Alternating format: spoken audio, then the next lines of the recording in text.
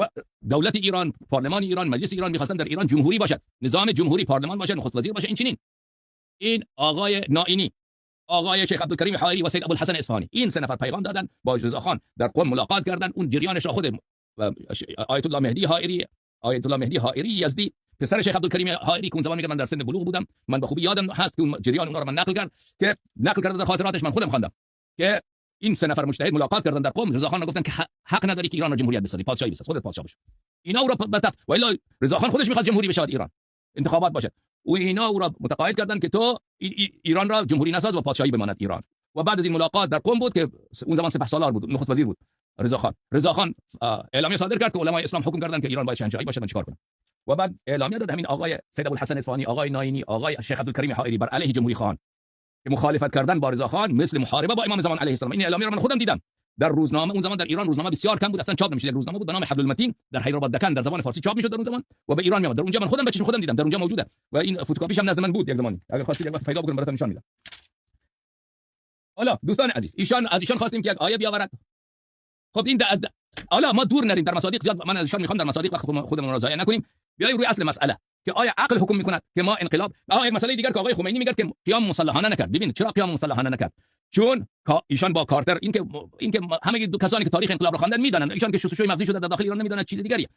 آقای کارتر از طریق آقای سید محمد حسین بهشتی، از طریق آقای مهدی بازرگان با آمریکا ارتباط برقرار کرده بود و با دولت کارتر قول قرارش گذاشته بود و دولت کارتر بود که به ارتش شاهنشاهی ایران، اون زمان ارتش تحت فرماندهی خود شاهنشاه بود، جنرال هایزر که جنرال فرمانده کل ناتو بود، او را به تهران فرستاد و شاه اصلا خبر نداشت که جنرال هایزر اینجا آمده، بدون اجازه شاه وارد ایران شده بود. و این جنرال هایزر با سران ارتش ملاقات کرد و به اونها توصیه کرد که امریکا شما میخواد که شما در این امر منازعه بین آقای خمینی و شاهنشاهی ایران بی‌طرفی خود را اعلام بکنید. ارتش شاهنشاهی ایران بی‌طرفی خود را اعلام کرد که ما با ورود آقای خمینی به ایران مخالفتی نداریم. وقتی که این کار شد دیگر نیاز و الا کار با این که مبارزه مسلحانه صورت نگرفت، نه به خاطر اینکه آقای خمینی دلش نمیخواست، دلش مرمر نمیکرد، او میکرد این کار را. این به خاطر این بود که امریکا آمدن او به ایران را در جلو آقای خمینی چی میگن فرش قرمز پهن کرد که تو بیا. وقتی که ارتش اعلان کرد که ما بی‌طرفیم و مخالف خمینی هم بیاد باش کاری نداریم، دیگر یگانه پشتیبان رژیم شاهنشاهی که اگر میتونه به صورت مسلحانه رژیم را نگه بدارد، رژیم شاهی را ارتش بود و بزرگترین ارتش خاورمیانه و قدرتمندترین ارتش خاورمیانه بود در اون زمان و با همون ارتش بود که ایران توانست 8 سال 9 سال با عراق بلکه با بسیاری از کشورها بجنگد. وقتی که اون اعلان کرد دیگر اون زمان نیازی به قیام مسلحانه نبود و الا آقای خمینی تا آخرام پیش میرفت. بله و خونم هرچی با ارتش اگر جنگ میشد میکرد این کار را. بسم الله الرحمن الرحیم. ایشان فرمودن که شیخ زاغزکی 20 میلیون را داره. این یکی از این دروغای جماعت. زاغزکی رفته 20 میلیون را شیعه. وارد مصادر شدی آقای اللهیاری. ایراد نداره. شما بسید این یک دروغیه. دروغ عجیبه. آره. ایشان گفتن که نرم افزار حکومت اسلام را چه کسی پیاده میکند بجز از آخوند؟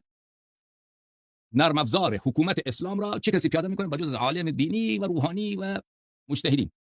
دوستان از من از ایشان میخوام، ایشان اگر فکری داره که چیزی وجود داره به نام حکومت اسلامی، خب جوامع احادیث هر کدام جوامع احادیثی ایشان برمی‌دارد نوش جانش، کتب اربعه را برمی‌دارد، مستدرک را برمی‌دارد، وسائل الشیعه را برمی‌دارد، بحار الانوار را. اون ابواب حکومت را برای ما نشان بده. اینجا ابواب حکومت که اینجا اسلام گفته که این حکومت را اینجوری تشکیل بدید، مثلا ریاست جمهوری داشته باشید، نخست وزیری داشته باشید، پارلمان داشته باشید، اینا رو به ما نشان بده. این حکومت اسلامی چی چیزیه؟ این دروغ بزرگ. ما که ادعای ما اینه و عقیده ما اینه که اصلا چیزی به نام حکومت اسلامی اصلا نه در قرآن نه در سنت وجود داره. هیچ چیزی وجود نداره. آن چیزی که وجود داره امامت ائمه طاهرین علیهم السلام و اونها چون این مقام مخصوص، یعنی حکومت و دولت و حکمرانی مخصوص خودشان، این احکام این رو اصلا برای شیعیان بیان نفرمودن. ایشان که میگه حکومت اسلامی نرم افزاری داره، یعنی معلوماتی از قوانینیه که این قوانین رو فقط ما بلدیم، کسی دیگر نمیتونه اینو اجرا بکنه. خب نشان بده اونا به ما، اونا کجاست؟ اگر منظورش حدود و دیات، این حدود و دیات اینا حکومت اسلامی نیست. حدود و دیات در حکومت‌های پادشاهی هم اجرا میشود. حکومت یعنی شما نخست وزیری دارید، ریاست جمهوری دارید، نخست وزیر مثلا برای چند سال انتخاب میشود، پارلمان از اینها، ارتش، وزارت داخله، وزارت کشور، اینا حکومت اسلام. این حکومت اسلام چه شکل وضعی داره؟ اینا در کجا پیغمبر صلی الله علیه و سلم ائمه طاهرین علیهم السلام گفته که نگفته؟ و این دلیل کفر این جماعت همینه. ما که گفتیم انقلاب اسلامی نه تنها حرام است بلکه کفر. حالا ادله کفر رو ما بیان میکنیم خدمت شما دوستان عزیز، اما قبل از اون به این آیه شریفه که ایشان چند